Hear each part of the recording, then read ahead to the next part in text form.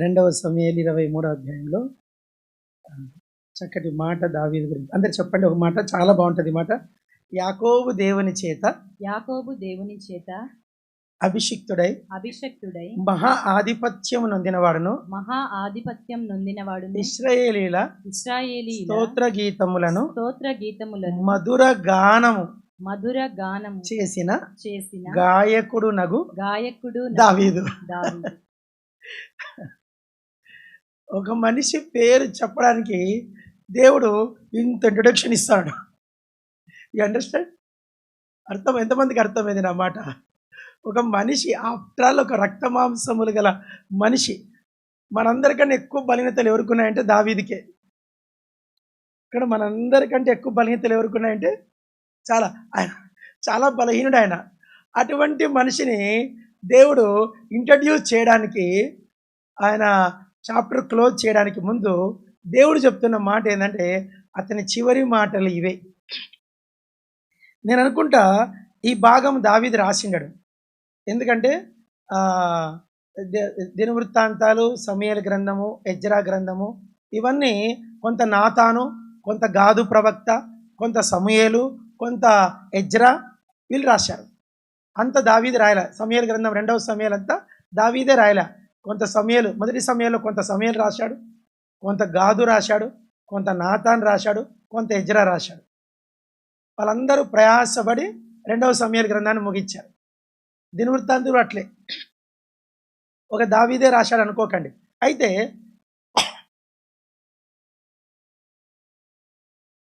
అయితే దావీదు గురించి ఆత్మదేవుడు ఏం ఇంట్రడక్షన్ చేస్తున్నాడు? మీరు వీలైతే ట్రై చేయండి, చెప్పండి చూద్దాం. ఏమంటున్నాడు? యాకోబు దేవుని చేత అభిషిక్తుడై మహాధిపత్యం నొందినవాడై ఇశ్రాయేలీల స్తోత్ర గీతములను మధుర గానము చేసిన గాయకుడైన దావీదు. మీరు ఎంతమంది జెరూసలేం చూశారు? చెయ్యెత్తండి. జెరూసలేం పోయించాం, చెయ్యెత్తండి అమ్మా. ఏమ్మా పోలేదా? అరే చెయ్యెత్తండమ్మా. ఒక అక్క ఎత్తింది, ఒక అన్న ఎత్తాడా? Very good. జెరూసలేం వెళ్తే మీరు తప్పకుండా ఈసారి ఎవరన్నా వెళ్తే ప్రార్థన చేసుకోండి. పొమ్మనే నేను చెప్పను. భక్సింగ్ గారు వెళ్ళారంట జెరూసలేంకి. వెళ్ళినప్పుడు ఆయనతో కూడా వెళ్ళిన ఒక సిస్టర్ చెప్పింది. భక్సింగ్ గారి దగ్గరే ఉన్నది ఆమె, రామలక్ష్మి ఆమె పేరు. రెడ్డి గారు ఆమె ప్రభుని నమ్ముకొని భక్సింగ్ గారిని వెంబడిస్తూ వచ్చావు. పెద్ద డాక్టర్ ఆమె, పులివెందుల డాక్టర్ ఆమె వేంపల్లి నుంచి ఆమె రక్షణ పొంది సేవకు వచ్చి పెద్ద ఉద్యోగం రిజైన్ చేసి భక్సింగ్ గారి అంటే సేవ చేసింది. ఆమె భక్సింగ్ గారిని జెరూసలేం తీసుకెళ్ళింది.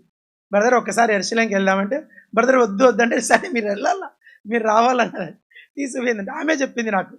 భక్సింగ్ గారిని తీసుకొని భక్సింగ్ గారు యేసు ప్రభువుని సమాధి చేసిన స్థలం తీసుకెళ్ళిందండి. ఆ సమాధి దగ్గరికి వెళ్తానే ఆ స్థలం కనపడగానే భక్సింగ్ గారు తెలియకుండానే మోకరించాడంట. ఇది ఒక 50 ఏళ్ళ క్రితం మాట, 55 ఏళ్ళ క్రితం మాట. వెంటనే మోకరించి ఆ సమాధి స్థలం మీద 2 చేతులు పెట్టి భక్సింగ్ గారు ఆరాధన చేశాడంట. భక్సింగ్ గారు చేసిన ఆరాధన గుర్తు చేసింది ఆమె. ప్రభువా, ఇక్కడే కదా నా కొరకై చంపబడి రక్తమాంసములో మా కొరకే చిందించి ఈ స్థలంలో నేను నీ దేహం పరుండెను కదా, నా కొరకే నువ్వు చంపబడితివి కదా, నా కొరకే ఇక్కడే నువ్వు 3 దినములు సమాధిలో ఉంటివి కదా అన్నప్పుడు ఆయన ఏడ్చాడంట. ఆ సిస్టర్ నాకు చెప్పింది. అలా భక్సింగ్ గారిని ఆమె ఇంకొక స్థలానికి తీసుకెళ్ళిందంట. ఆ స్థలం ఏదంటే దావీదు సమాధి. ఏం పేరు చెప్పరేంటంటే? దావీదు సమాధి, ది మ్యాన్ ఆఫ్ గాడ్. మీరు ఎవరిని పడితే వాళ్ళని దైవజనుడు అనకండి. ఎవరిని పట్టినా దైవజనుడు. దేవుని దగ్గర మీరు తీర్పుకు నిలబడతారు. ఎవరిని పడితే వాళ్ళు దైవజనుడు అనకండి. తీర్పు దగ్గర ఆ మాట పలికినందుకు నువ్వు 4 దేవునికి లెక్క చెప్పాల్సి వస్తుంది. ఎవరిని పట్టుకుని దైవజనుడు తేరగొచ్చింది ఆ మాట మీకు. నేను బైబిల్ అంతా ఎత్తాను, జస్ట్ 10 మందికే ఇచ్చాడు ఆ పేరు. ఓన్లీ 10 మెంబర్సే ఉన్నారు దైవజనుడు అని చెప్పుకోవడానికి యోగ్యత ఉన్నోళ్ళు. భక్సింగ్ గారు దైవజనుడు అంతే. ఇంకా తరువాత నాకు తెలిసి ఫిలిప్ గారు దైవజనుడు. నేను అవి చెప్పగలను కానీ ఇప్పుడు కుదరదు. దైవజనులు అన్నోళ్ళు వేల సంఖ్యలో ఉన్నారు, ఓన్లీ వేల సంఖ్యలో ఉన్నారు. ఈ సహవాసం మొత్తానికి ఎవరిని పడితే నాకు తెలిసి దైవజనుడు అన్న మాట ఎవరికి యూజ్ చేయకండి. ఈ దినాల్లో దైవజనుడు అంటే ఆ మనిషి మామూలుగా ఉండడు. ఆ మనిషి కదలిక, ఆ మనిషి పద్ధతి, ఆయన కుటుంబము, సాక్ష్యము, సుగంధ తైలము కంటే మంచి పేరు, ఆ సుగంధ తైలము కన్నా మంచి పేరుంటుంది ఆ మనిషికి. సరే, దైవజనుడు భక్సింగ్ గారు దావీదు సమాధి దగ్గరికి వెళ్ళాడంట. వెళ్ళినప్పుడు అక్కడ హెబ్రీ భాషలో ఆ సమాధి మీద ఒక మాట ఉందంట. దాన్ని తెలుగులో చెప్తున్నాను, అందరు పలకండి. మన సమాధుల మీద ఏమేమి రాసుకుంటామో, ఏం రాసుకుంటారండి మీరు? దొంగ మాట రాయకండి దయచేసి. మీరు సచ్చినాక, మీకు అర్థమైందో లేదో, మీరు సచ్చినాక మీ బొందలగడ మీ బొందగాడ నీ బొంద మీద ఏ మాట అంటే ఆ మాట బైబిల్లో దొంగతనం చేసి రాయమాక. నువ్వు బతికినంతకాలం పనికిమాల బతుకు, పంది బతుకు బతికితివి, సమాధి మీద వాక్యమా? నీకు ఆ వాక్యం రాసుకునే అర్హత ఉందా నీకు? కుక్క బతుకు బతికితివి. విలియం కేరీ సమాధి మీద ఏం రాశారు తెలుసా? విలియం కేరీ, వాళ్ళకంటే ఏం పేరు? ఆయన పేరు విలియం కే. బైబిల్ 46 భాషల్లో బైబిల్ తర్జుమా చేశాను. ఆయన సమాధి మీద ఒక్కటే మాట ఉంటుందంట, ఏముండదంట, ఒక్కటే ఒక మాట. మీరు ఎవరైనా కలకటాకి వెళ్తే సిరిపురం అనే ఊరు ఉంటుంది. ఆ సిరిపురం దగ్గర ఆయన సేవ చేసి చనిపోయిన స్థలం చర్చి ఉంటుంది. ఆ చర్చి బయట చిన్న కాంపౌండ్లో సమాధుల తోట ఉంటుంది. ఆ సమాధి తోటలో ఆయన సమాధి మీద ఒక మాట, ఒకటే మాట అంట, చిన్న మాట. అందరు చెప్పండి, దౌర్భాగ్యుడైన, పలకరండి, దౌర్భాగ్యుడైన పాపి క్షమించబడెను. దే విచర్డ్ sinner but he is forgiven. ఇంకంత మించి ఏం రాసుకోలేదంటారు. మీరు మీ బంధం మీద ఇన్ని వాక్యాలు రాస్తారు. సిగ్గుండలా నీ బతుక్కి, నీ సమాధికి.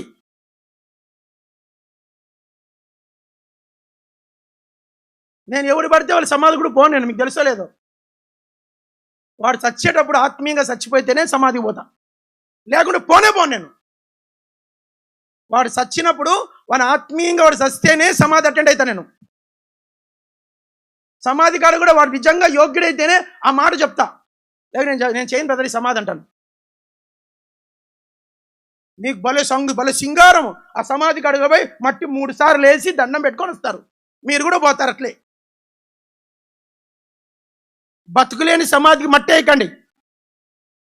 బతుకులేని సమాధికి వాని పాపం నీకెందుకు? వాడైనా ఒకటే. ఆత్మీయత లేకుండా సస్తే చచ్చిన కుక్కతో సమానం వాడు. వీధి వెంట పడివేసిన గాడిదతో సమానుడు.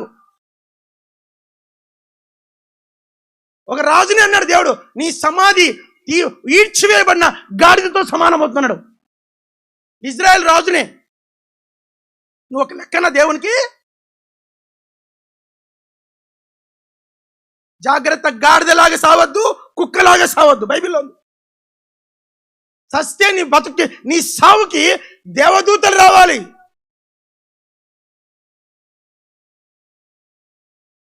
చావడానికి కూడా ధైర్యం ఉండాలి. ఆత్మీయమైన సావుకి ప్రభువా నేను సిద్ధంగా ఉన్నా తీసుకొని చెప్పే స్థితి ఉండాలి. ప్రభు మరణం అంటేనే గొచ్చు వణికిపోయి అమ్మ పోతానో పోను.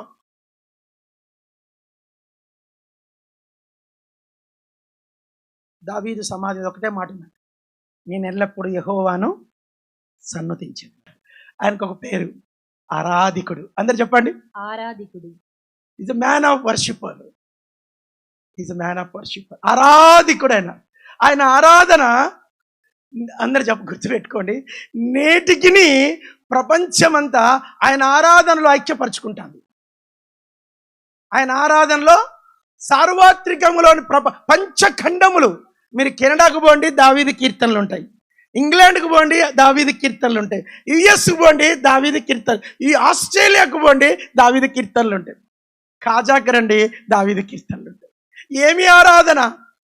అందరు చెప్పండి, ఆయన ఆరాధనతో సృష్టి ఐక్యపరచుకుంటాను.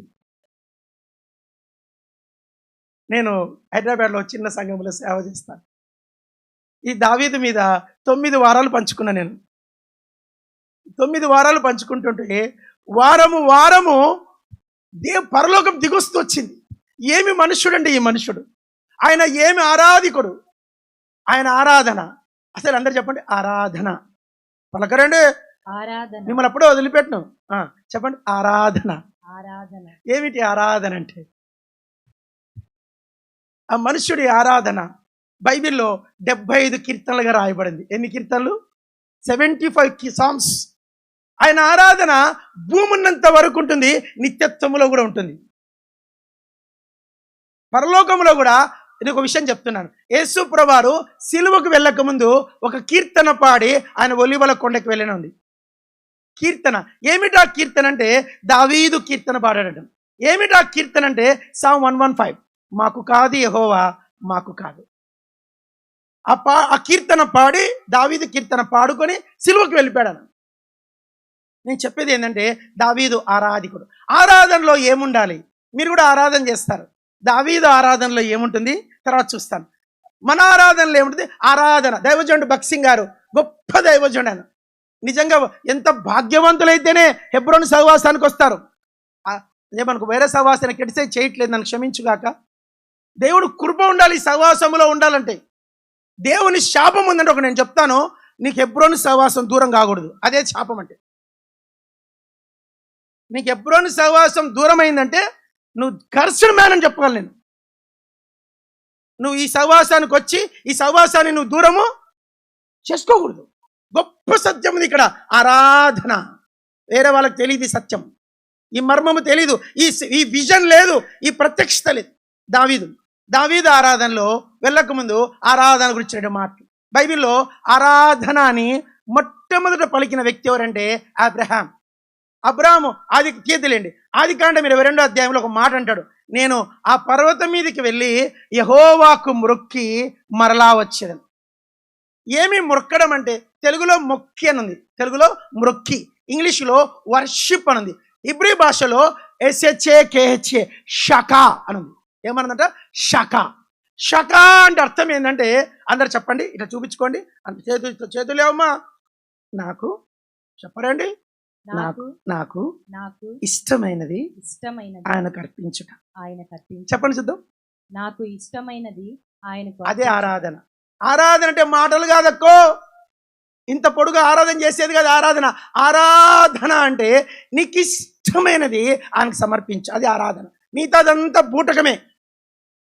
ఇంకో మాట చెప్పనా, జీవితం లేకుండా నువ్వు ఆరాధన చేస్తే అది దయ్యములకు పోతుంది అంటది, దురాత్మలకు పోతుంది. అది దయ్యం అంటది.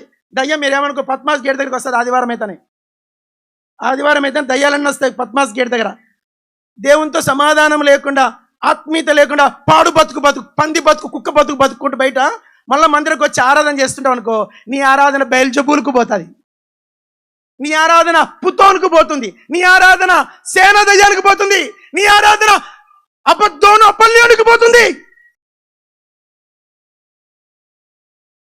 పనికి మాల బతుకుంటూ మందిరంలోకి వచ్చి ఆరాధన చేస్తే you are worship the devils only.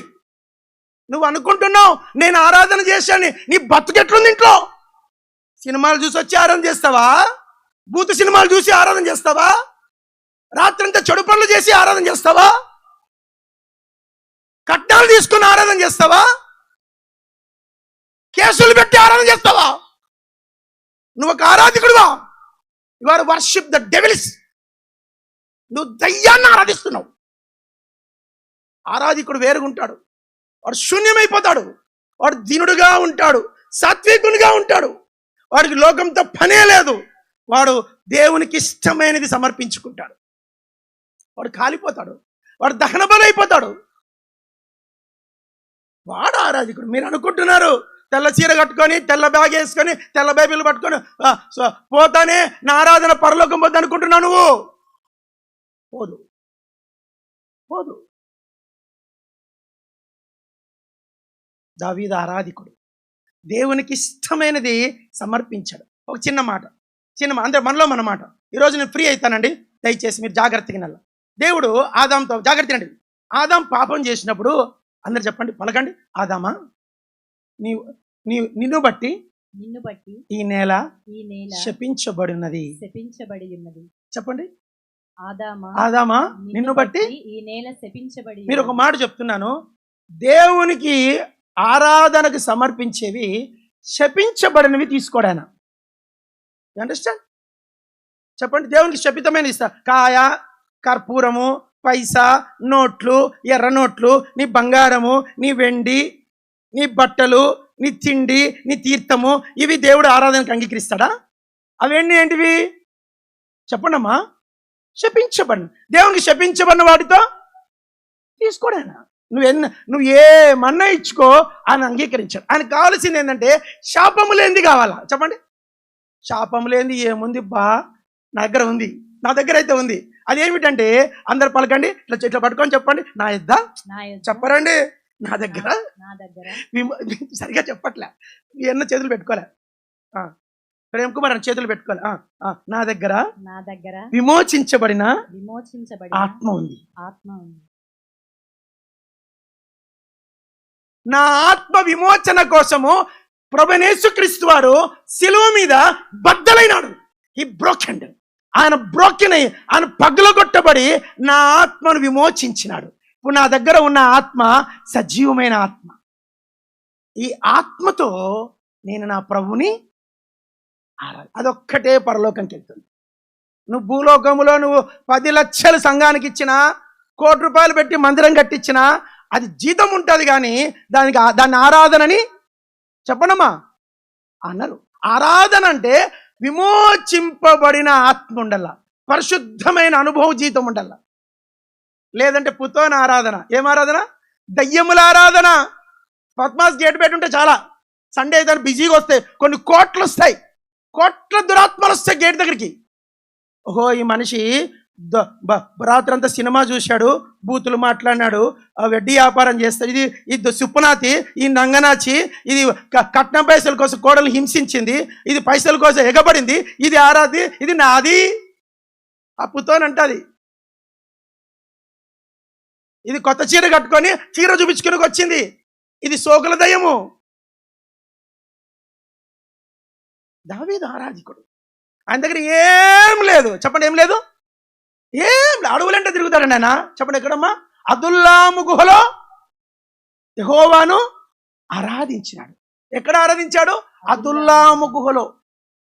సౌలు చేత తరమబడుతూ అదుల్లాము గుహలో ఉంటూ రుచి చూచి ఎరిగితిని యెహోవా ఉత్తముడనియు రుచి చూచి ఎరిగితిని యెహోవా ఉత్తముడనియు. ఆరాధన అంటే ఆయన ఆరాధనలో పలికిన ఆ మాట నేటికి ప్రపంచాన్ని కదిలిస్తుంది. ఆ మాట ఆయన ఆరాధనలో ఏముంది? రుచి చూచి యెహోవా ఉత్తముడని ఎరిగి తిని ఆరాధించడం.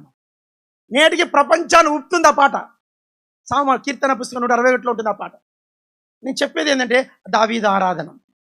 దావీదు ఆరాధనలో ఒక మాట చదువుదామండి, చదువుదామా వద్దా? చెప్పండి, అందరు చెప్పండి. కీర్తన 18 2వ వచనం. దావీదు ఆరాధనలో ఒక మాట. ఈరోజు మీకు వదిలిపెట్టేదిలా. నా శైలము, నా కోట, నన్ను రక్షించువాడు, నా కేడము. చాలు, అక్కడ చాలు. అందరు చెప్పండి, నా రక్షణ శృంగము. ఇది దావీదు. ఈ 9 వచ్చి 9 రోజులు పడతా చెప్పడానికి. ఇప్పుడు నాకు కుదరదు, ఒకటి చెప్పేసి ముందుకు వెళ్ళిపోయి. అందరు చెప్పండి, నా రక్షణ శృంగం. ఈ మాట ఎక్కడొస్తుంది మీకు?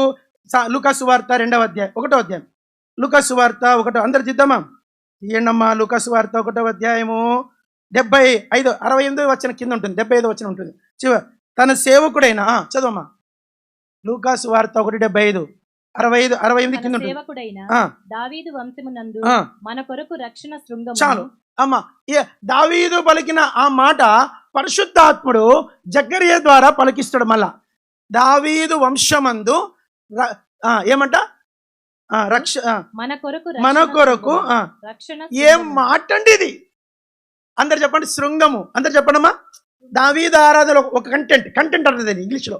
ఈ కంటెంట్ మాట ఏంటంటే శృంగము. అందరు చెప్పండి. నేను తెచ్చింటే బాగుండి మీకు అర్థమయ్యేది. మీ ఊర్లో పొట్టేళ్ళు ఉంటాయండి, పొట్టేళ్ళు చెప్పరేంటమ్మా? పొట్టేళ్ళు కూర తినలేదండి? గొర్రెపోతు మాంసం తినలేదా? ఇజ్రాయెల్ దేశంలో జాగ్రత్త అండి, ఎవరైనా మొక్కుకుంటారంట దేవునికి మొక్కుకొని, ప్రభా ఈ కష్టం నుంచి నన్ను విడుదల చేయి, నేను దహన బలి అర్పించుకుంటా అని చెప్పి వాడు దేవుని మందిరానికి బాగా మేపి సాకినటువంటి ఒక పొట్టేలు బాగా తిని బలిసింటది. బలిసి దాని కొమ్ము జాగ్రత్త తినాల, దాని కొమ్ము బాగా పెరిగి వంపు తిరుగుతుందంట. వంపు తిరిగి ఇట్లా తిరుగుతుందంట. అలా తిరిగినాక అది భద్రంగా ఉంటుంది. దాన్ని జాగ్రత్తగా చూసుకుంటారు. అది దేవునిది. అది ఎవరిది? దేవునిది. అది దేవునిది. తర్వాత కొంత టైం తర్వాత ఆ పొట్టేల్ని దేవుని మందిరం తెచ్చి ఇచ్చేస్తారంట. దేవుని మందిరికి ఇచ్చిన తర్వాత ఆ రోజు దహన బలి ఎవరిది? ఆ పొట్టేలు. దాని తల నరుకుతారంట. తల నరికిన తర్వాత మంచి రంపాలు తీసుకొని దాని కొమ్ములు కోస్తారంట. దాని కొమ్ము తీసి ఆ కోసిన కొమ్ముల్ని ఎండబెడతారంట. దాంట్లోనేదంతా తీసేసి దాంట్లో ఆ డొల్లు తీసేసి దాన్ని శుభ్రం చేసి ఎండబెడతారంట. బాగా ఎండిన తర్వాత ఒక 3 నెలలకి మంచి సౌండ్ వస్తుందంట. దాన్ని మధ్యలో పెట్టుకొని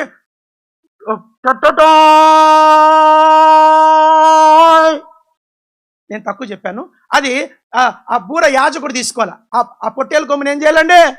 యాజకుడు తీసుకొని ఆ యాజకుడు ఊదాలంట. అలా ఊదినప్పుడు దాంట్లో శబ్దాలు ఉంటాయి, 7 రకాల శబ్దాలు. ఇప్పుడు చెప్పలేను నేను. అది శృంగధ్వనుల నెరుగు జనులు ధన్యులు అంటుంది కీర్తన 89లో.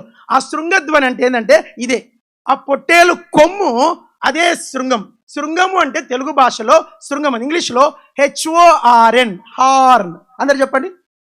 HORN, horn. హార్న్ అంటే ఏంది? మనం కారణకలు ఏముంటుంది? డోంట్ హార్న్ ప్లీజ్ అంటాడు. అంటే శబ్దము చేసేది. చెప్పండమ్మా, హార్న్ అంటే ఏందమ్మా? శబ్దం చేసేది. ఈ శబ్దం చేసే హార్ను దాంట్లో ఆ శబ్దాన్ని బట్టి తేడా ఉంటుందంట. ఇప్పుడు మీలో ఎవరైనా ఫౌజీ సైన్యంలో ఉన్నది తెలుస్తుంది. సైన్యం అంటే మిలిటరీలో అండి. పొద్దున్నే 5 గంటలకు నిద్ర లేపే సౌండ్ వేరుంటుంది. పెరేడ్కి 6 గంటలకు వచ్చేలా 6 గంటలకు వచ్చే సౌండ్ వేరుంటుంది. 7 గంటలకు టిఫిన్ కొట్టే సైన్ ఉంటుంది. భోజనం పెట్టే సైన్ వేరుంటుంది. 8 గంటలకు అందరు కలిసి పెరేడ్కి రావాలా, ఆ సైన్ వేరుంటుంది. యుద్ధం వస్తుంది, వెంటనే సైరన్ వేరుంటుంది. ఇజ్రాయెల్ దేశంలో ఈ హార్న్ చేసే పని ఏంటంటే యూదులందరినీ కూరుస్తుందంట. ఏ కొమ్ము అంటే ఆ కొమ్ము తీసుకోరు. దారినిపై పొట్టేలు కొమ్ము కాదు అది. యెహోవాకు అర్పించబడిన దహన బలి గొర్రెపోతు యొక్క కొమ్ము. ఆ కొమ్మే శృంగము. ఆ శృంగము చేసిన శబ్దంతో యూదులందరూ సమకూర్చబడేవాళ్ళు. అది మందిరంలో ఉంటుంది ఆ కొమ్ము. మీరు గమనిస్తే అయినమ్మా, సౌలుని అభిషేకించేప్పుడు సమూయేలు బుడ్డి తీసుకొని వచ్చాడు. దావీదుని అభిషేకించేటప్పుడు కొమ్ము తెచ్చాడు. దావీదికి అప్పుడప్పుడే ఆ కొమ్మును తైలంతో నింపి అర్పించాడు. ఆ కొమ్ములో ఏముందంటే, ఆ కొమ్ము కావాలంటే అందరేనమ్మా, కొమ్ము కావాలంటే ఒక జంతువు, ఒక గొర్రె పొట్టేలు దాన్ని చంపబడాల. అది చంపబడితేనే కొమ్ము వస్తుంది. ఇప్పుడు ఆ చంపబడిన ఆ బలిని మన భాషలో రక్షణ అంటారు. యేసుక్రీస్తు వారు కల్వరి శిలువ మీద మానవుని కొరకై చంపబడ్డాడు. చంపబడి ఆయన యొక్క జీవమే ఆ కొమ్ము. ఈరోజు అందుకే దాని పేరు రక్షణ. రక్షణ కొండ, రక్షణ కోట, రక్షణ అనలే, రక్షణ శృంగం. ఈ శృంగానికి రక్షణని యాడ్ చేస్తున్నాడు పరిశుద్ధాత్ముడు. అంటే శృంగం చేసే పని ఏంటంటే శబ్దం చేస్తుంది. శృంగం చేసే పని ఏంటి?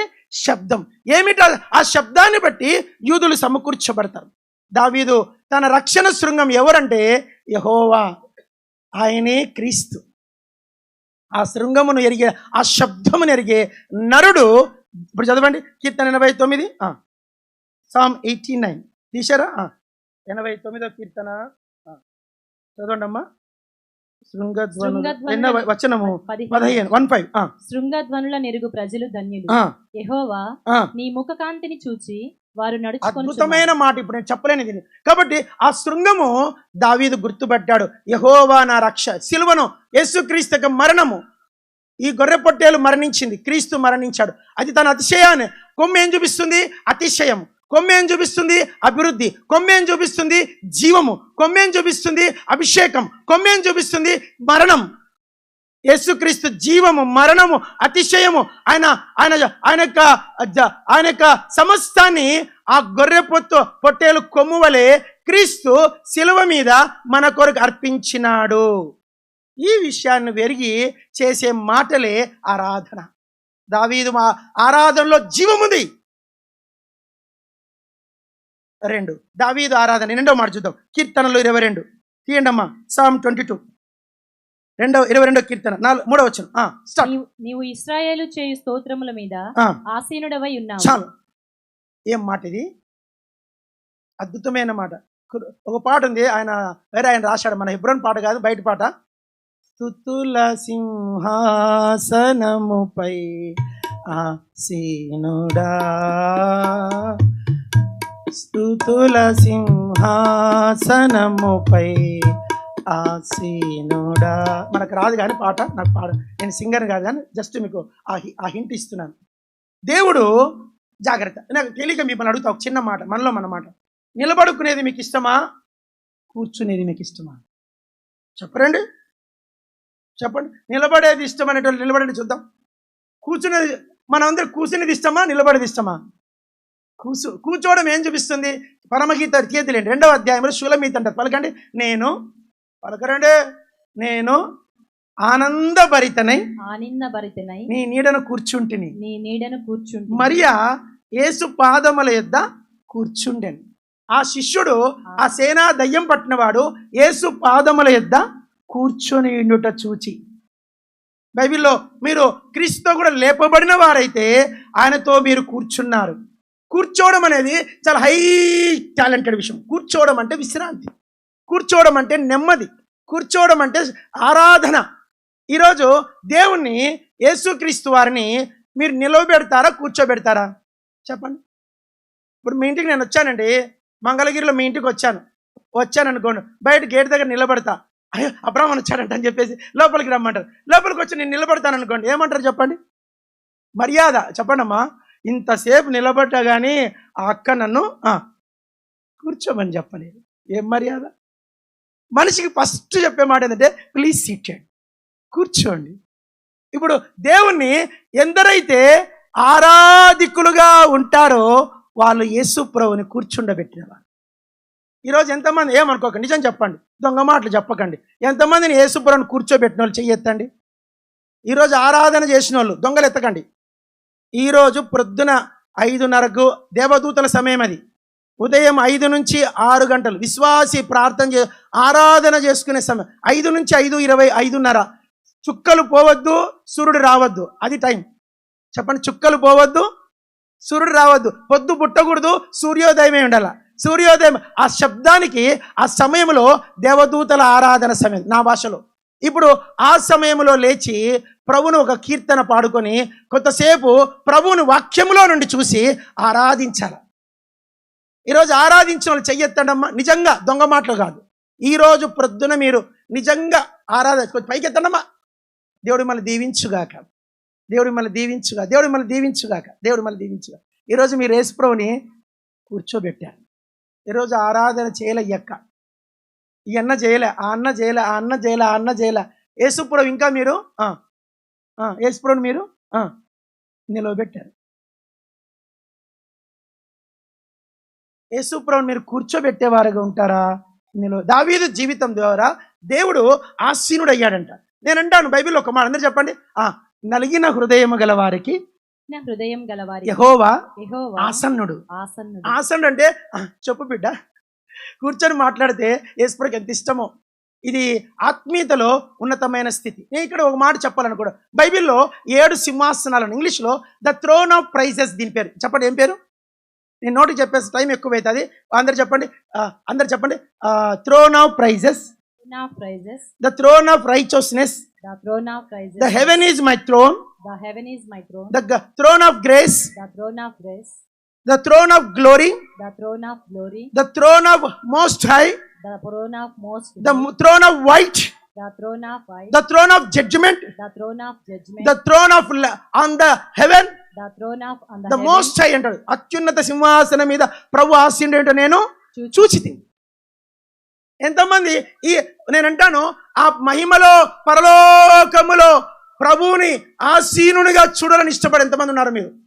ఆయన మీరు చూడాలంటే ఆ మహిమలో, ఆ దినమున ఈ సింహాసనములలోనే బైబిల్ నేను చూపించగలను. 12 సింహాసనాలు ఇట్లా అని ఇప్పుడు చెప్పలేను నేను.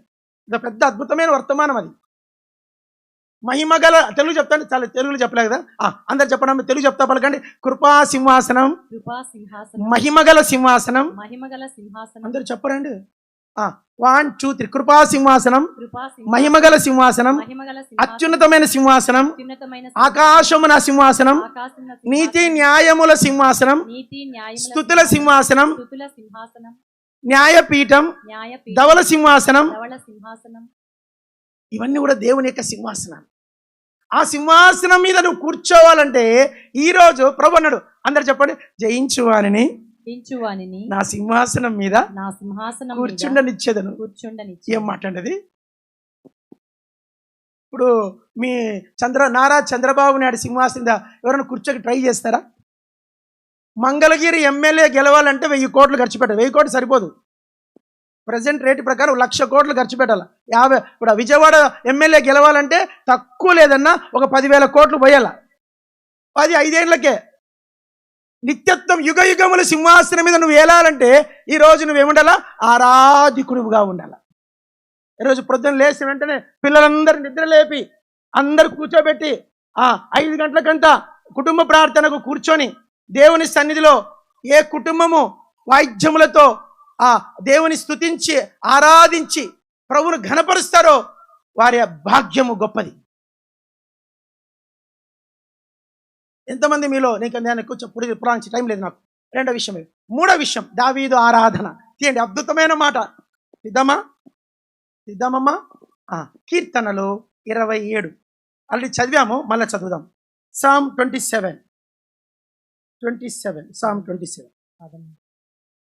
నేను చదువునాను. సజీవుల దేశమున నేను యెహోవా దయను పొందుదునన్న నమ్మకము నాకు లేని ఎడల నేనేమవుదును. ఏం మాట ఇది? అందరు చెప్పండమ్మా. సజీవుల దేశమున. సజీవుల ఏం దేశం అంటమ్మా? సజీవుల దేశం. మళ్ళీ ఒకసారి అమ్మ, ఏం దేశం అన్న? ఓన్లీ బ్రదర్స్ చెప్పండి, ఏం దేశం అంట? అబ్బా, ఓన్లీ సిస్టర్ చెప్పండి, సజీవుల దేశం. ఏం దేశం అది? మన దేశం పేరు ఏం పేరు? భారతదేశం.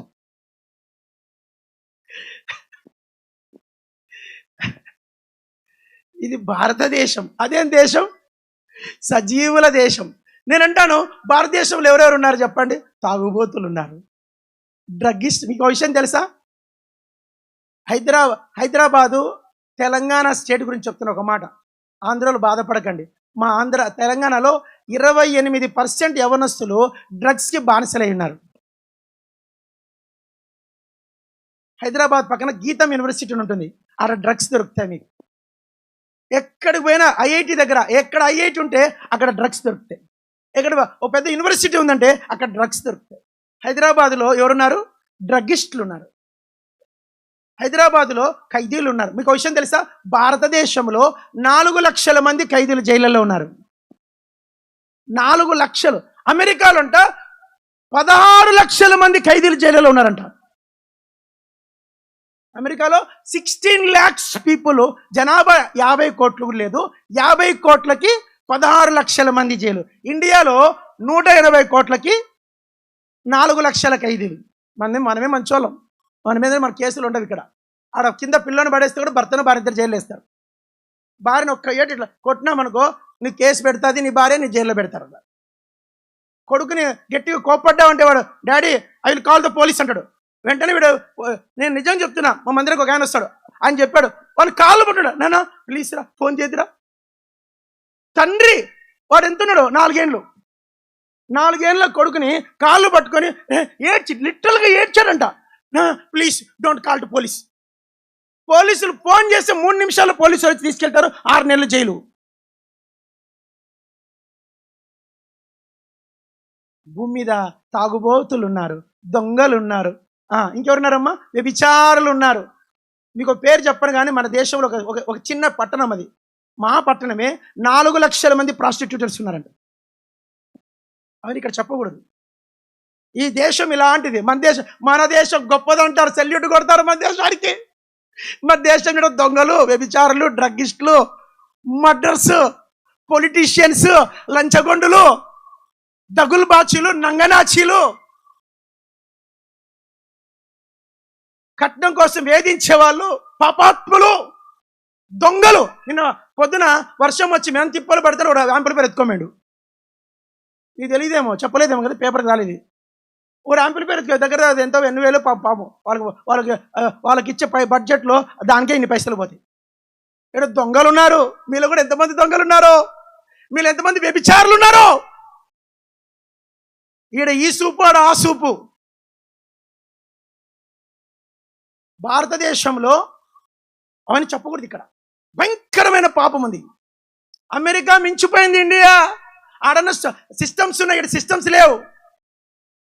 విపరీతమైన పాపం ఉంది ఈ భారతదేశంలో. అదేం దేశము? సజీవుల దేశం.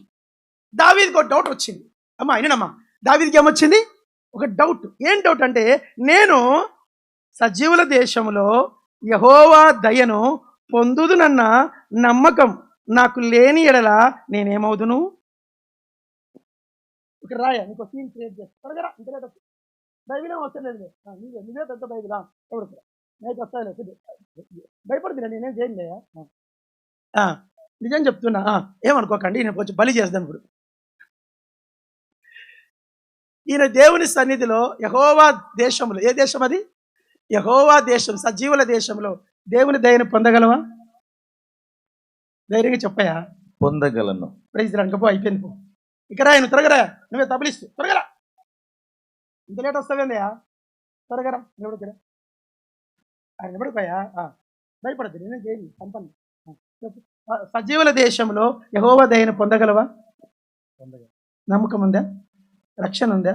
మన నంగనాచి పనులు ఏం చేయవా? సరే, మిమ్మల్ని ఒక్కొక్కరిని నిలబెట్టి అడగల. ఆడ పరలోకంలో గుమ్మం దగ్గర దేవదూత నిన్ను పంపిస్తుంది అనుకున్నావు, ఆపుతుంది. ఆగాగు. నేను మన ఇంగ్లాండ్ వెళ్ళాను. ఇంగ్లాండ్ వెళ్తే ఇండియా నుంచి వీసా అన్నీ ఉన్నాయి క్లియర్గా. ఆ దేశంలో పెద్ద ఆయన నన్ను పిలిచాడు. దిగుతా ఉంటే ఆడ ఎంబసీ దగ్గర నన్ను పట్టుకున్నారు. పట్టుకొని 2 గంటల సేపు కూర్చోబెట్టారు. నువ్వు ఎందుకు వస్తున్నావు ఇంగ్లాండ్కి? ఇంగ్లాండ్లో దిగిన తర్వాత అండి బయటికి వెళ్ళారు. 10 నిమిషాలు బయటికి వెళ్ళి బయట అందరూ వెయిట్ చేస్తున్నారు. ఎందుకు వచ్చినావు ఇంగ్లాండ్కి? ఫస్ట్ క్వశ్చన్, ఏ ఉద్దేశంతో వచ్చినావు? నీ పేరు ఏం పేరు? ఇండియాలో నువ్వు ఏం పని చేస్తావు? మళ్ళీ రిటర్న్ టికెట్ ఎప్పుడు బుక్ చేసుకున్నావు? నీకు ఎన్ని రోజులు ఇక్కడ వీసా ఉంది? నేను పిలిచిన పెద్ద మనిషి ఎవరు? వెంటనే అక్కడ నుండి ఆ పెద్ద మనిషికి ఫోన్ చేయించారు.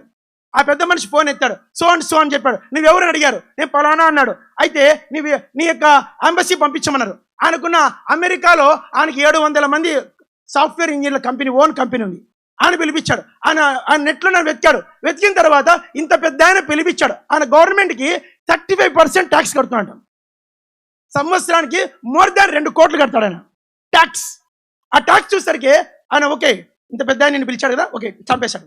స్టాంప్ వేసి ఈ given to me 6 months in England. నేను అంటాను, ఒక దేశానికి మీరు అమెరికా, ఇంగ్లాండ్ వెళ్తే తెలుస్తుంది, వేరే కంట్రీకి వెళ్తే తెలుస్తుంది మీకు. ఒక దేశంలోకి నువ్వు కాలు పెట్టాలంటే 70 క్వశ్చన్లు అడుగుతారు వాళ్ళు. నేను అంటాను, పరదేశం అది. ఏం దేశం? పరదమా? పరలోకము నా దేశము, పరదేశి నేనిలా మాయలోకమేగ నేను యాత్రికుడను. పరలోకము నా దేశము, పరదేశి నేనిలా మాయలోకమేగ నేను యాత్రికుడను. చాలు. నిజంగా నాకు అనిపిస్తుంది, ఆ సజీవుల దేశంలో యెహోవా దయను పొందుదనన్న నమ్మకం నాకు. ఎవరికి వచ్చిందండి ఈ డౌట్? అమ్మ అయినమ్మా ప్లీజ్ కొంచెం ఆకలి మర్చిపోండి. ఈ డౌట్ ఎవరికి వచ్చిందంట? కింగ్ డేవిడ్కి, దావీదుకి వచ్చింది. మామూలు మనిషి కాదండి ఆయన.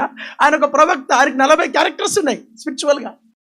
40 డిగ్రీలు ఉన్న మనిషి స్పిరిచువల్గా ఆత్మ సంబంధమైన దైవజనుడు. 2 లక్షల మణుగుల బంగారం దేవునికి ఇచ్చాడు. ఎంత బంగారం అమ్మ?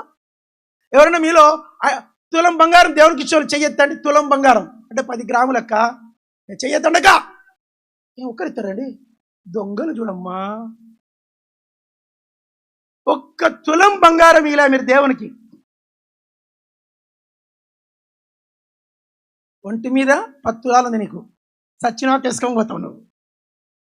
నీ బంధ మీద వేసుకొని పోతావు. దేవుని సేవకి ఇమ్మంటే ఇస్తావా? చేతులు వస్తాయా? దావీదు ఎంత ఇచ్చాడు? 2 లక్షల మణుగుల బంగారం. అమ్మ వినడమ్మా ప్లీజ్, మేము మిమ్మల్ని తిట్టట్లేదు, ఆత్మీయులు కాదు ఇవి, ఓన్లీ శరీరానికి చెప్తున్న మాట. 2 లక్షల మనుగుల బంగారము దేవునికి ఇస్తే ఆయనకు ఒక డౌట్ వచ్చింది. ఏం డౌట్ అంటే, సజీవుల దేశంలో యెహోవా దయను నేను పొందుదునన్న నమ్మకం నాకు లేని యెడల నేనేమవుదును. అక్కడ ఆపాడు దేవుడు దావీదుని. ఏం జాగ్రత్త రండి అమ్మా ప్లీజ్ ప్లీజ్ ప్లీజ్. దావీదుని అడిగాడు, దూత అడిగింది, ఏం దావీదు, దేవుడు అడగడు ఇవన్నీ, దూతలే సరిపోతారు. ఏం దావీదు, నీ ఇంట్లో నీ దాసుని యొక్క భార్యని ఆశిస్తావా? ఆమె కోసం నువ్వు ఆమె భర్తను చంపిస్తావా? ఈ విషయం నువ్వు కడుపులో పెట్టుకొని 2 ఏళ్ళు పాపం ఒప్పకుండా జీవిస్తావు. ఆమె గర్భవతి అయిందండి. కొడుకుని కానిందంట. కొడుకుని కానీ వాడు సంవత్సరం అయ్యాడేమో, 6 నెలల్లో సంవత్సరం అయ్యాడు. అప్పటిదాకా దావీదుకి తాను చేసింది పాపం అని ఫీలింగ్ ఆయనకు చెప్పడమా లేదు. నాతాను వచ్చి గద్దిచ్చేదాకా ఆయన నేను వ్యభిచారము చేశాను, నేను నరహత్య చేశాను ఫీలింగ్ ఆయనకి లేదు. ఈయన ఈ దావీదును బట్టి 70,000 మంది చచ్చిపోయారు. ఈ దావీదును బట్టి 86 మంది యాజకులు చంపబడ్డారు. ఈ దావీదును బట్టి అభినాదాబు కుమారుడు గొప్ప దైవజనుడు, ఆయన కొడుకు చనిపోయాడు. ఈ దావీదును బట్టి 4 కొడుకులు చంపబడ్డారు.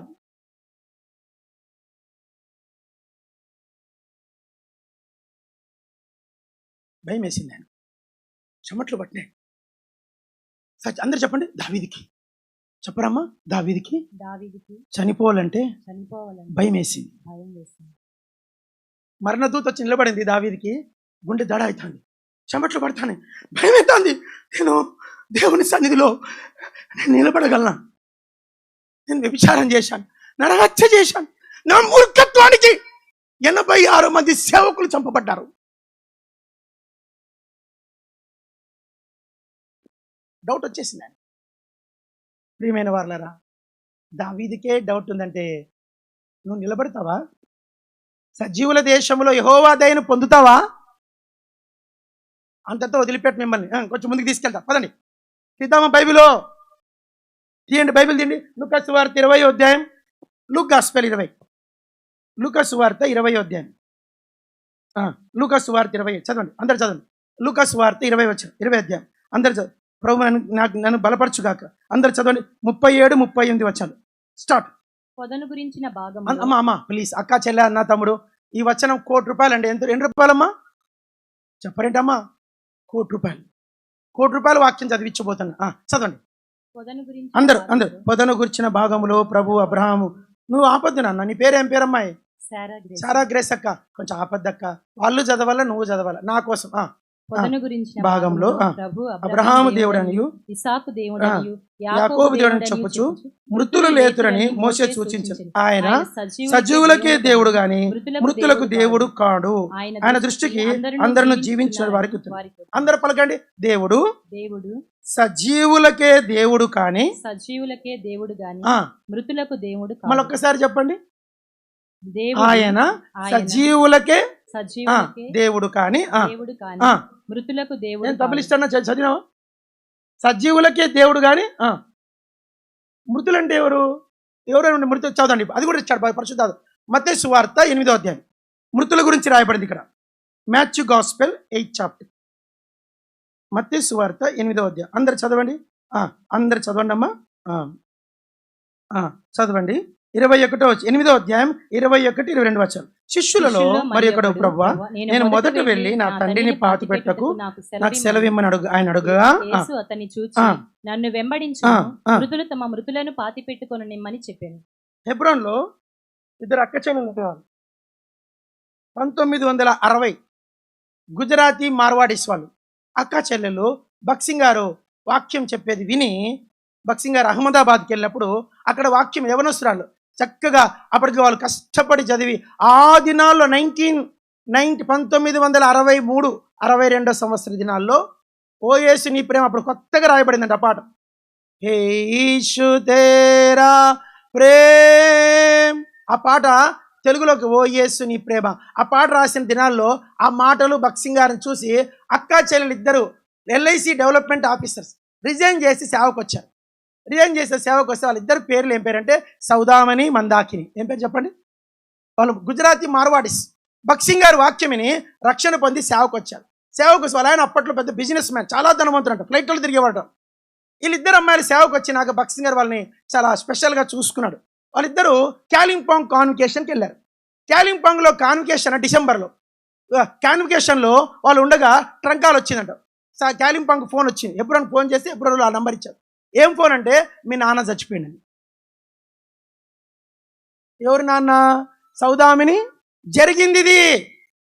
ఆ సిస్టర్ నాకు పర్సనల్గా చెప్పింది, మీకు చెప్తున్నాను. ఏమంటే, Soudamini Mandakini, your father is dead, మీ నాన్న చనిపోయాడు, కోటీశ్వర్లు, ఫ్లైట్ బుక్ చేసుకొని వచ్చేసేయండి. భక్సింగ్ గారు అడిగారంట, బ్రదర్ జరిగింది ఇది. భక్సింగ్ అడిగాడు, brother our father is dead, you want to go. Bhaksing గారు చెప్పాడు, నో నీడ్. నీలాగా నాలాగా అట్లనమ్మా వద్దమ్మా అట్లా చెప్పలే, పోమ్మా అనలే. మనమైతే భలే ఎక్కడ లేని ప్రేమ చూపిస్తాం, దేవుని కంటే ఎక్కువ ప్రేమ మనకు. మనమైతే ఇట్లా అంటాము. భక్సింగ్ అంటాం, నో నీడ్, నో నీడ్. అందరు చెప్పండి, చెప్పండమ్మా, నో నీడ్. ఎక్కువ మాట్లాడా. ఇంకా మళ్ళీ భక్సింగ్ గారిని అడిగి పోయేంత ధైర్యం ఇంకా భక్సింగ్ గారి అనుమతి లేకుండా పోతే మళ్ళీ వచ్చేయలేదు, దారలేదు. No need. అక్క చెల్లెలు చేతులు ఆడలే. మీరు నమ్మండి, వాళ్ళ సమాధికి పోలేదు. కన్న తండ్రి సచ్చు అయినాడమ్మా, నీకే నీకే ఇసురుకుని అక్క నీకే చెప్పింది. కన్న తండ్రి చచ్చిపోతే అక్క చెల్లి ఇద్దరు సేవకు వచ్చిన పిల్లలు భక్సింగ్ గారు పంపలేదు. ఈ దినాలు ఎవ్వడు సచ్చినా వాళ్ళ సమాధికి పోతారు. వాడికి మారు మనస్తుందా? వాడికి రక్షణ ఉందా? వాడు దేవునితో నిబంధనతో ఉన్నాడా? నియత్తుందా వాని బతుకులో? వాడు దేవునితో పరిశుద్ధమైన జీవితం ఉందా? వాడు దయ్యమారాధికుడా, దేవుని ఆరాధికుడా? వాడి బ్యాక్గ్రౌండ్ ఏంటి? వాని ఆత్మీయత ఏంటి? ఏమి ఆలోచించము. సమాధికి పోతాము, ఆడ మట్టి 3 సార్లు వేస్తాము, నీ మీద కొంత వేసుకుంటావు, పోస్తాము. ఇక్కడ ఒక మాట రాశాడు, అందరూ పలకండమ్మా, మృతులు తమ మృతులను పాతి పెట్టుకొననిమ్ము. అంటే మృతులు అంటే ఎవరు? ఇక్కడ 2 రకాల మృతులు ఉన్నారమ్మా. ఒక మృతులు ఎవరు? సచ్చినోడు. ఇంకో మృతులు ఎవరు? సచ్చినోని సమాధికి పోయినాడు. అమ్మ అందరు చెప్పండి, అందరు చెప్పండి, మృతులు. అమ్మ వినట్లే మీరు ఇంటేం చెప్తా. ఈ మృతులు తమ మృతులను పాతి పెట్టుకొననిమ్ము. అంటే చచ్చినోడి సమాధికి పోయి, అంటే చచ్చినోడి ఆత్మ సంబంధంగా చచ్చినోడి సమాధికి పోతే కూడా నువ్వు కూడా చెప్పండి, నువ్వు కూడా మృతులు తమ మృతులను సమాధి చేసుకొని. ఈ లోకానికి మనకేం లేదు, సంబంధమే. సజీవులకు దేవుడైన అబ్రహాం ఇస్సాకి అక్కడ ఏమంటాడు? ఎవరికి పడితే వాళ్ళకి కాదయ్యా నేను దేవుణ్ణి. చిన్న మాట, మీరు బహుశా ఆరాధన చేయొచ్చు, నీ బతుకు సరిగా లేదనుకో, ప్రభు అంటాడు ఆయన సజీవులకే దేవుడు కానీ మృతులకు. ఇప్పుడు మీలో ఎంతమంది సజీవులు నాకు తెలీదు. ప్లీజ్, నువ్వు సజీవునిగా ఉండి సజీవునిగా చనిపోతే నువ్వు సజీవుల దేశానికి పోతావు. చెప్పండి, సజీవునిగా ఉండి సజీవులుగా ఆత్మ సంబంధమైన జీవించిన మరణం మరణిస్తే నీది మరణమే కాదు, నువ్వు ప్రమోట్ అయినావు. అలాంటి వాడు సమాధి పరలోకానికి వెళ్తే ఆ మనుషుడు సజీవుల దేశానికి వెళ్తే ఆ సజీవుల దేశంలో అతనికి ఏ ఆటంకము? దావీదికే క్వశ్చన్ ఉంది, పేపర్ 50-50 ఛాన్స్. అందుకే అన్నాడు. ఇప్పుడు దావీదు ఇంకో మాట చెప్పాడు, చదవండి. 143వ కీర్తన, Psalm 143, 143వ కీర్తన తీసామా? 140. అందరు చదవండి అమ్మా. 2వ వచనం. నీ సేవకునితో వ్యాజ్యం ఆడకము, సజీవులలో ఒకడును నీ సన్నిధిని నీతిమంతుడుగా ఎంచబడెను. ఇదేం మాట అండి? పరలోకం అంటే అమ్మ చెప్పండి, పరలోకం అనేది సజీవుల దేశం. సజీవుల దేశం. కానీ సజీవుల దేశంలో నీతిమంతులు ఉన్నారంటండి. అమ్మ ఉన్నారమ్మా? సజీవుల దేశంలో సజీవులలో ఒకడును నీ సన్నిధిని నీతిమంతుడుగా ఎంచబడడు. ఒక్కడు కూడా ఏం లేదంట. అయితే యేసుక్రీస్తు ద్వారా మనం నీతిమంతులముగా ఎంచబడ్డాం. దావీదుకి ఈ విషయం అర్థమైంది. అందుకే ఆయన ధైర్యంగా చనిపోయాడు. మనం చనిపోవడానికి కూడా ఆత్మ సంబంధమైన నీతి ఉండాలి. ఆత్మ సంబంధమైన సామర్థ్యం ఉండాలి. నేను చనిపోవడానికి ధైర్యం ఉండాలి. ఒకవేళ అనుకుంటాను, జాగ్రత్త అండి, ఇక్కడ వచ్చిన వాళ్ళ గురించి ఒక 2 మాటలు నేను సువార్త చెప్తున్నాను. ఎవరైనా ఇంకా రక్షణ పొందకుండా ఉంటే, అమ్మ చెప్పండమ్మా, అమ్మ వింటున్నారా? రక్షణ పొందలేదనుకో, నువ్వు చచ్చిపోయినావు అనుకో, కథ ఎట్లుంటుంది తెలుసా? చనిపోయినప్పుడు రక్షించబడిన వ్యక్తిని సజీవులు అంటారు, రక్షణ లేని మనుషుల్ని మృతులు అంటారు. మృతులుగా చనిపోతే ఎట్లుంటుందో ఓ 2 వచనాలు చదువుదామా అండి? ఇంతసేపు ఇదే చెప్పాను కదా, ఇప్పుడు కొంచెం ట్రెండ్ మారుస్తా. చదువుదాం వద్దా చెప్పండి? ఎంతమంది చదువుదామంటారు? చేయితండి. వినండి ప్లీజ్, చాలా very very very very important. మీరు ఎప్పుడు వినిండరు ఇది, ఇంతవరకు ఎవరు మీకు చెప్పిండరు కూడా. కొంచెం గుండె గట్టి పట్టుకోండి, గుండె జారిపోతుంది. ఇప్పుడు చదవండి, యెషయా గ్రంథం 14వ అధ్యాయం. యెషయా 14 తీశారా? యెషయా గ్రంథం 14వ అధ్యాయం స్టార్ట్. అందరు చదువుకుంది, తీయండి. 9వ వచనం, యెషయా గ్రంథం 14వ అధ్యాయం 9వ వచనం. నీవు ప్రవేశించుచుండగానే నిన్ను ఎదుర్కొనుటకై క్రింద పాతాళము నీ విషయమై కలవరపడుచున్నది, అది నిన్ను చూచి ప్రేతలను రేపుచున్నది. చాలు, అది అలా ఉంచండి. 2వది చదవండి, సామెతల గ్రంథం 20, ఆ పేజీ వదలకండి, అట్లే పట్టుకోనండి. సామెతల గ్రంథం 21వ అధ్యాయం 16వ వచనం. వివేక మార్గం విడిచి తిరుగువాడు ప్రేతల గుంపులో కాపురముండును. ఏంటండి ఇది మాటలు? ఇది బైబిలేనండి? అమ్మా ఒకసారి బైబిల్ చూపించండి అమ్మా. ఇది బైబిలేనా? నేను చదివింది బైబిలేనా కాదా చెప్పండి.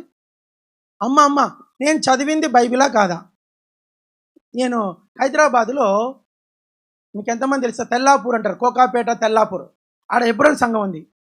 ఆ సంఘానికి నేను పరిచర్య బైబిల్ స్టడీకి పోతా. అక్కడ మా బ్రాంచ్, దాని పరిచర్యకి పోతా. నిన్న బైబిల్ స్టడీ బుధవారం ఒక ఆమె వచ్చింది, సార్ నాకు ప్రార్థన చేశారని. ఏమ్మా అన్న, దేవుని నమ్ముకుంది ఆమె, కానీ ఏమ్మా ఏమన్నారు సార్, 3 రోజుల నుంచి నిద్ర పట్టట్లేదు సార్ అని. నిద్ర పట్టట్లేదంట, కళ్ళు మూసుకుంటే నిద్ర పట్టలేదు, పిచ్చి పిచ్చి కళ్ళు వస్తున్నాయంట. ఏందమ్మా ఏమైందమ్మా అంటే, ఏదో వస్తుంది సార్ నాకు తెలీదు, ఆ కిటికీలోంచి ఒకటి అట్లా లోపలికి వస్తుంది, పడుకుంటానే వచ్చి మీద కూర్చుంటాను సార్ అండి. ఎందుకు కూర్చుంటుందమ్మా? ఆరాధన చేస్తుందామె. ఏందమ్మా అంటే, ఏమో సార్ నిజం చెప్పమ్మా అన్న, మొన్న మా మేన కూతురు చచ్చిపోతే, బంధువులు ఆమె చచ్చిపోతే సమాధికి పోయినా సార్. ఆమె మీకు ఏమైందంటే, మా సొంత తమ్ముని కూతురు సార్, దేవుడు నమ్ముకుందన్న. నమ్ముకోలేదండి. ఎందుకు పోయినామన్న? బంధువులు కదా సార్ అని. ఇప్పుడు ఒక ఆత్మరక్షణ పొందని వ్యక్తి సమాధికి పోయి వచ్చింది, అట్లనే నేను దాని గురించి ఎక్కువ డిసైడ్ చేయలేను, అది జరిగింది మీకు చెప్తున్నా. ఆమెకు నెమ్మది లేదంట. ఒకవేళ యేసు ప్రభుని ఎరగకుండా చచ్చిపోతే, చెప్పండమ్మా చెప్పండి, యేసు ప్రభుని ఎరగకుండా చచ్చిపోతే, నీవు ప్రవేశించుచు ఉండగానే కిందనున్న పాతాళము నీ విషయమే కలవరపడుచున్నది, అది నిన్ను చూచి. ప్రేతలంటే ఎవరంటమ్మా? అమ్మా ప్రేతలంటే ఎవరండి? ఇక్కడ చచ్చిపోయే ఆ దయ్యాలైన వాళ్ళు కాదు, పడద్రోయబడిన దురాత్మలవి. ఇంకా అర్థమైందో లేదో, చనిపోయి రక్షణ పొందకుండా చనిపోయిన వాళ్ళు దయ్యాలు గారు. ఆకాశం నుండి దేవునితో తిరుగుబాటు చేసి పడద్రోయబడిన ఆ దేవదూతల ఆత్మలే ప్రేతలు.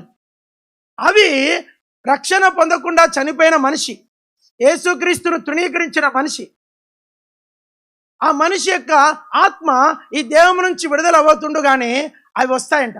వచ్చి అవి నీ ఆత్మను బంధించుకొని ఈడ్చుకొని పోతాయి. మా నాన్న ఉండేవాడండి, నా సాక్షి 2 మాట చెప్తా. నా పేరు మొహమ్మద్ లాల్ ఇబ్రాహిం. मेरा बाप के नाम बड़े शमशुद्दीन है, मेरा माँ के नाम हुसैन है. मेरा माँ को हम 8 बच्चे, 4 भाई, 4 मर्द 4 भाई. मैं तो 7 वाला हूँ. నేను మా అమ్మకి 8 మంది పిల్లలండి, 4 కొడుకులు 4 కూతుర్లు. మేము ముస్లిమ్స్ అండి. నా పేరు మొహమ్మద్ లాల్ ఇబ్రాహిం. మా అమ్మ పేరు హుసేన్ బి, మా నాన్న పేరు బడే షంషుద్దీన్. నేను మా వరుసలో 7వాడిని. మా నాన్న నన్ను ప్రేమించి మొహమ్మద్ లాల్ సయ్యద్ చోటే ఇబ్రాహిం, నా పేరు ఇంత పెద్దగా ఉంటుంది. అయితే మా నాన్నకి నేను వేసుకున్న 92 సంవత్సరం 92లో ప్రభుని నమ్ముకున్నా. 92 నుంచి 2011 వరకు మా నాన్నకి చెప్పే సువార్త. మా నాన్న ఒక మాట, రే నాకు పుట్టి నాకు చెప్తావరు అనేవాడు. ఎప్పుడు ఇదే మాట, ముజే పైదా హోకర్ ముజే బోల్తే రే మే ముసల్మాన్ కి తరఫు మర్ జాऊंगा అనేవాడు. నాకు పుట్టి నాకు చెప్తావరా నువ్వు, నేను సాయిబుగానే చచ్చిపోతా అని చెప్పాడు. సరే నేను ఎన్నోసార్లు చెప్పినా ఇన్లే మనిషి. ఆఖరికి ఓ పెద్ద రోగం వచ్చింది. పెద్ద రోగం, మీకు అవన్నీ చెప్పొద్దులేండి. ఆ రోగం వచ్చి 82 ఏళ్ళు మా నాయనకు. ఇంత పొడుగు నాకన్నా ఎత్తుంటాడు మనిషి, రాయి ఇంత బండ. మా నాయన నడిస్తే భూమి అదిరేది, అంత పెద్ద గట్టి మనిషి, రాయి ఉన్నట్టుండేవాడు. బీపీ లేదు, షుగర్ లేదు. అయితే ఒక రోగం వచ్చింది. మా నాన్న నా ఇంట్లోనే ఉన్నాడు. నా ఇంట్లో మందిరంలోనే, వరంగల్ టౌన్లో బేతనీ మందిరంలో ఉండేవాడిని నేను, క్రిస్టియన్ కాలనీ. అక్కడ ఉన్నప్పుడు మా నాన్న మందిరంలో ఉన్నాడు. ఆ దినమంతా ఎన్నిసార్లు చెప్పినాం, నేను ముస్లింగా చచ్చిపోతారా, రే నీ ఇంట్లో చచ్చిపోయినా నన్ను ముస్లిం సమాధిలోనే పెట్టు, చర్చి దాంట్లో పెట్టావు నువ్వు అన్నాడు. సరే చచ్చిపోయేటోని ఆయన ఇష్టం ఆయనని చెప్పి ఊరుకున్నా.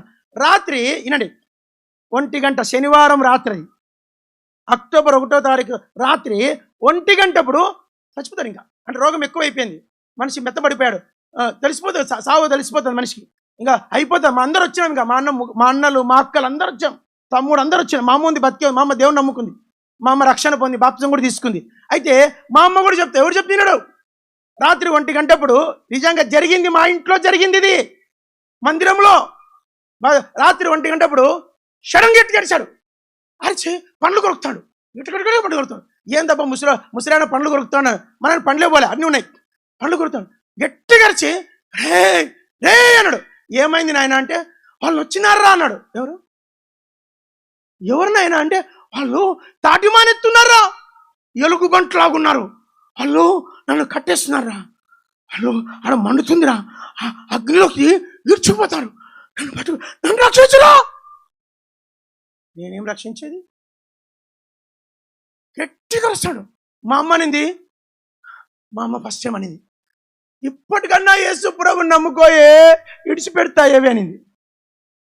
ఫస్ట్ టైం మా నాయన, అందరు చెప్పండి, యేసు ప్రభువా రక్షించు, ఇంతే, ఇంకెక్కువ మాట్లాడాలి. యేసు ప్రభువా రక్షించాడు. ఆ మాట అన్నట్టుతోనే ఆ పండ్లు కొరికేది ఆగిపోయింది, చేతులు తిప్పేది ఆగిపోయింది, గుడ్లు మామూలు పెట్టేశాడు. గుడ్లు తెల్ల గుడ్లైనాయి, గుడ్లు ఇట్లా తిప్పేశాడు. దయ్యం పట్టిన తిప్పుతారు చూడండి, గుడ్లు ఇట్లా తిప్పేశాడు. తిప్పేసిన మనిషి గుడ్లు మళ్ళీ సెంటర్కి వచ్చినాయి. పండ్లు కొరకడం బానేసిండు, మనిషి మామూలుగా అయ్యాడు. నీళ్ళు ఇస్తే తాగినాడు, పడుకున్నాడు. ఇంకా పడుదని తెల్లారినాక నాయన అన్నాడు, బెటా అన్నాడు. బెటా ఇదిరా అన్నాడు. ఏం నాయన అంటే, అందరు చెప్పండి, ఉర్దూ మాట, మా నాయన అడిగిన మాట, ఈసా మసీకో కైసా ఇమాన్ కర్నారా బేటా అన్నాడు. యేసు ప్రభుని ఎట్లా నమ్మాలరా, ఇమాన్ అంటారు, మనమేమో నమ్మకం విశ్వాసం అన్న, ఉర్దూలో ఇమాన్ అంటారు. కైసా ఇమాన్ కర్నారా బేటా, కర్నా బేటా ఈసా మసీకో అన్నాడు. నేను అన్నాను, అందరు చెప్పండి, యేసు ప్రభువా నన్ను రక్షించు. ఇదొక్క మాట చెప్పుకోనైనా, నేను పాపినని చెప్పుకో, పాపిని అంటూ ఉన్నాను. సరేనాయనా. ఆ రోజు ఆదివారం, అక్టోబర్ 2వ తారీఖు 2011 పొద్దున ఆరాధన అయిపోయింది. మధ్యలో వచ్చి చూసిపోతానా, ఒక ఆయన పెట్టిన, మా నాన్న సువారు మంచం నుంచి లేలేకున్నాడు, ఆయన సువారు చెప్తాను, మంచిలు తాపుతాడు, ఇంత కొంచెం గంజి తాగుతాడు. సాయంత్రం సంఘ ప్రార్థన అయింది, నేను కూడా వస్తారా అన్నాడు. ఏడొచ్చేకుంది, మంచం ఏడెత్తుకుపోతాం, మందిరం బయట లోపల బండేసి సేవకుంట్లో బండి పెట్టిన. కరెక్ట్ సండే సువార్త కొడుకు చెప్తున్నా, మందిరంలో చెప్తున్నా, వాక్యం పట్టుకొని చెప్తున్నా. 7:30 ఇప్పుడు వాక్యం ఇట్లా చెప్తున్నాను, ఎవరు పరిగెత్తుకొని వచ్చాను. ఏమా అని అప్పుడు ఏమైందన్న, మీ నాన్న చచ్చిపోయినాను.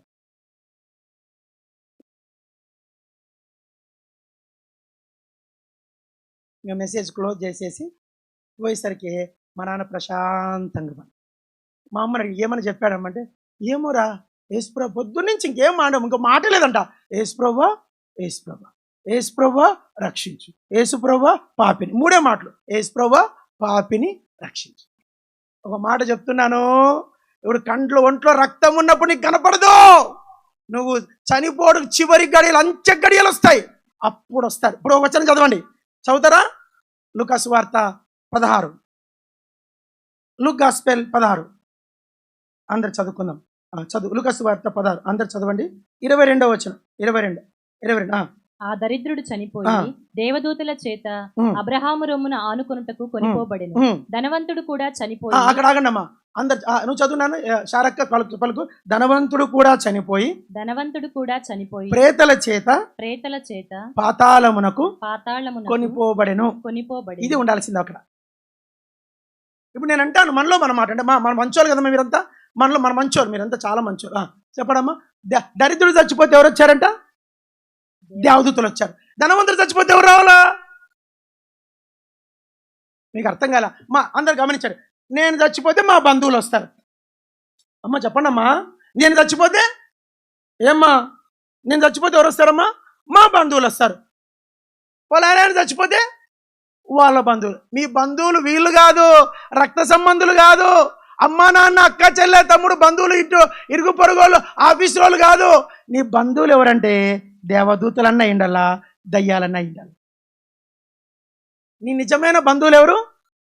దేవదూతలు. నువ్వు ఆత్మదేవం నుంచి విడుదలైనప్పుడు ఎవరు వచ్చారంటే లాజరు, ధనవంతుని కోసం, పేదవాని కోసం ఎవరు వచ్చారు? దేవదూత. ఇప్పుడు ఆ లెక్కన ధనవంతుడు చచ్చిపోతే ఎవరు రావాలా?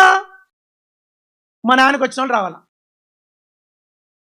మా నాన్న ఒక మాట అన్నాడండి, అది చెప్పొచ్చో లేదో, చచ్చిపోక ముందు ఆ ముందు రోజు రాత్రి అన్నమాట. ఆ మాట చెప్పొచ్చా అండి? కోపర్రా అండి మీరు? మా నాన్న ఒక మాట అన్నాడు, పలకండి, ఏమనుకోకండి, ఒక్కసారి ప్లీజ్. నాయనా, నపుంసకులు నన్ను ఈడ్చుకుపోతున్నారు అన్నాడు. మా నాన్నకు ఆ వచ్చిన వాళ్ళు ఆడలా కనపట్లేదంట, మగలా కనపడలేదంట. ఎలా కనిపిస్తున్నారంట? నపుంసకులుగా. నేనంటాను, సైతాను ఆడనా మగనా? నువ్వు మగ అంటే చూసినావా? ఆడంటే చూసి వచ్చినావా? దయ్యాన్ని చూసాను, చెయ్యొద్దండి, చూద్దాం ఎంత మాత్రం చూశారు. నేను చూస్తాను. మనం దయ్యాన్ని చూస్తే గుండె ఆగిపోతుంది. రీసెంట్లీ ఒక ఆయన సాక్ష్యం విన్నా, భయంకరమైన సాక్ష్యం. సిగరెట్లు తాగుడు, భయంకరమైన పాపి, వ్యభిచారి. వద్దు అని మాట్లాడదు ఇక్కడ, అంత పాపి. ఇక్కడ ఒంగోలు జిల్లా తిమ్మసముద్రం తెలుసా అండి? పేరున తిమ్మసముద్రం పేరున్నారండి. వాళ్ళమ్మ విశ్వాసి, ఈ కొడుకు 22 ఏళ్ళు వయసు, దేవుని నమ్ముకోలే. పారేసిన సిగరెట్ బీడీలు ధరబడితే అవి కూడా ఎత్తుకొచ్చుకొని తాగేవాడంట. బ్రాందీ షాపులో వాళ్ళు వీళ్ళు తాగుబోతులు బాగా తాగి వదిలేసిపోతారు, వైన్ సీసాలు కొద్దిగా అవి తెచ్చుకొని తాగేవాడంట. మిగిలిన వైను, మిగిలిన సిగరెట్ ముక్కలు వాళ్ళు వదిలేసిపోయిన ఆ ఎంగిల చికెన్ బిర్యానీ ముక్కలు వదిలేసి అంతా తినరు కదా, అవి తినేవాడంట. అంత పిచ్చోడు ఆయన. వాళ్ళమ్మ సువార్త చెప్పింది, నమ్మలా. ఎవరు చెప్పినా నమ్మేవాడు కదంట. అయితే నేను ఇట్లా వాక్యం చెప్పిన, ఆ వాక్యంలో వాని ఇంటికి తీసిపోయాను, వాళ్ళమ్మ తీసుకెళ్ళింది. సార్ ఒకసారి మా ఇంటికి రండి, నేను ఇదే చెప్పిన. చాలా విచిత్రం జరిగింది. బాబు, నువ్వు యేసుని నమ్ముకోవాలంటే ఇష్టపడట్లేదు, నువ్వు తాగుతున్నవే సిగరెట్, ఆ సిగరెట్లో ఉన్న అగ్గి ఒక దినం నిన్ను అగ్నిగుండంలో, ఆ అగ్నిగుండముగా మారి నిన్ను కాలుస్తుంది అని చెప్పిన. ఇట్లే చూశాను నన్ను, ఏం మాట్లాడు. రాత్రి తాగి వస్తున్నాడంట. అదే రోజు తాగి వస్తా ఉంటే శ్మశానం ఆడ కనపడిందంట. శ్మశానం మీద ఎవడో కాల్చారు. సాయంత్రం 6 గంటలప్పుడు, 6:30, 7 గంటలప్పుడు తాగి ఇట్లా వస్తున్నాడంట. వస్తూ ఉంటే ఆ శ్మశానంలో ఇక్కడ పండుకుంది, కానీ సీన్ బాగలేదు, కొంచెం ట్రై చేస్తే బాగుంటుంది కానీ వద్దులే. కట్టెల మీద శవం కాలుతుందంట. సీన్ మీకు అర్థమవుతుందండి. కట్టెల మీద శవం కాలుతుందంట. శవం కాలుతుంది, వీటిలో దాటుకొని వస్తున్నాడు ఆ సందులో నుంచి. ఆ శ్మశానంలో ఒక్కసారిగా కాలుతున్న శవము లేచిందంట. మీకు అర్థమైందో లేదు? అట్లా చేసిన వాళ్ళు చూసాను, చేయొద్దన్నమ్మా, ఎప్పుడైనా చూడలేదా? నేను మస్తు సార్లు చూసిన. ఎందుకంటే హైదరాబాద్లో పెద్ద స్టోరీ ఇప్పుడు చెప్పండి. శవం ఇట్లా లేచింది, కాలుతున్న శవం. అంటే కాటి కాపరి ఇంత దొడ్డు కాపరి పటాన్ని కొట్టాడు. కొడతానే ఆయన చెప్పిన సాక్ష్యం, కొడుతూనే శవం కింద పడిందట. ఈయన ఇట్లా దాటిపోతే మంట బాగా కాలుతుంది, కట్టెలు బాగా వేస్తారు. దాటుకుంటూ పోతున్నట, పుచ్చ పట్టణ బయలిందట. పుచ్చ బయలు చచ్చిన శవము కట్టెల మీద పేలింది, ఆ శబ్దం మీద పడిందంట. గుండె దడ అయిందంట. పొద్దున్న పాస్టర్ గారు ఇంటికి వచ్చి ఏం చెప్పినాడు? నువ్వు తాగుతున్న సిగరెట్ ఏమవుతుంది, నీకు అగ్నిగుండముగా మారి, ఇప్పుడు 1% సిగరెట్లో అగ్ని ఉంది, అక్కడ కోట్ల రెట్లు అగ్ని మండుతుంది నీకు, దాంట్లో నువ్వు కాలుతావని చెప్పాను. రాత్రికి ఏమని చూశాడు? కాలుతున్న శవం చూశాడు, లేచిన శవం చూశాడు, పగిలిన పుచ్చ చూశాడు. గుండె దడైంది. దాటితో వెళ్తూ ఒక ఆలోచన వచ్చిందండి. నేను చచ్చిపోతే ఎట్లా? తెలియకుండానే ఒక ప్రార్థన వచ్చిందండి. ప్రభువా, నన్ను క్షమించు, నన్ను అగ్నిగుండంలో వేయద్దు అనుకుంటూ దాటుకుని ఇంటికి వచ్చాడంట. రాత్రి నిద్రపోయాడు. పొద్దునుంచి హృదయం మారిపోయింది, రక్షణ పొందాడు. ఈ నమ్మరు చెప్తే దేవుని సేవకు వచ్చాడు ఆయన. పూర్తి సేవకు వచ్చి ఇప్పుడు సేవలో జీవించిన. నేను చెప్తున్నాను, హృదయం మారాలంటే ఏదో జరగాల్సిన అవసరము విశ్వసిస్తే చాలు. మా నాన్నకి జరిగింది నా కళ్ళెదుట చెప్పాను మీకు. నేను సువార్త చెప్పిన ఆ యవనస్తుని సాక్ష్యం మీకు చెప్పాను. మీకు చెప్పేది ఏంటంటే, ఈ దేహం విడిచిన తర్వాత సజీవుల దేశంలో యెహోవా దయను పొందిన నమ్మకం నీకు లేకపోతే నువ్వేమైతావు? కళ్ళు మూసుకోండి, ఒకసారి కళ్ళు మూసుకోండి. కళ్ళు తెరవ, దయ్యాలు కళ్ళు తెరవని చెప్పాను ముందే. దయ్యాలు కళ్ళు మూసుకో అని చెప్పాను ముందే. నువ్వు సెల్ ఫోన్ ముట్టుకుంటున్నావు, అది కూడా దయ్యం పనే. ఒకరితో పని లేదు నీకు. కళ్ళు మూసుకో. నీ ఆత్మకు నీకే సంబంధం, ఎవరితో సంబంధం లేదు నీకు. నీ ఆత్మకు నీ దేవునికే సంబంధము. ఇది మాయలోకము, అంత మాయ ఉంది లోకమంతా. నీ హృదయం దేవునికి అర్పించు. నేను చెప్పే మాటలో 1% అబద్ధం లేదు. నాకు అబద్ధం చెప్పాల్సిన అవసరం కూడా లేదు. నీ హృదయం దేవునికి సమర్పించు. ప్రభువా, నేను పాపిని, ఏం జరుగుతుంది నీకు అవసరం లేదు. దేవుని వాక్యం చెప్తుంది, నమ్ము దేవుని వాక్యం నిజమని. నీ హృదయాన్ని దేవునికి ఏ పాపం చేసి, ఇంకా పాపం, ఏ పాపములో జీవిస్తున్నావు, ఏ బలహీనతతో ఉన్నావో ప్రభు దగ్గర ఆత్మతో చెప్పు. ప్రభువా, నేను పాపిని, నన్ను క్షమించు, నన్ను రక్షించు. యేసు ప్రభు నామమున వేడుచున్నాను తండ్రి, ఆమేన్. అలాగే కళ్ళు మూసుకొని ఉండు. కళ్ళు తెరవద్దు. ఒక్క నిమిషం. నీకు నిజంగా రక్షణ కార్యం జరగాలంటే, ప్రభు నీ ఆత్మను తాకాలంటే, నీ కొరకు బద్దలైపోయిన యేసు ప్రభుని విశ్వాసం ఉంచు. ఆయన నీ కొరకు చనిపోయి సమాధి చేయబడి 3వ రోజు తిరిగి లేచాడు. ఆయన రక్తం నది వలె ప్రవహిస్తుంది. ఆ రక్తంలో కడుక్కుంటే పరలోకం. ఎవరికైనా మీకు ఆ నిరీక్షణ కావాలంటే, ఆ దేవుని రాజ్యంలో ప్రవేశించాలి, మీ కుడి చేయండి. నీ కొరకు నేను ప్రార్థన చేస్తాను. సోదరా, ప్రభు నీ పాపం క్షమించుగాక. తమ్ముడు, ప్రభు నీ పాపం క్షమించుగాక. చెల్లెలు, ప్రభు నీ పాపం క్షమించుగాక.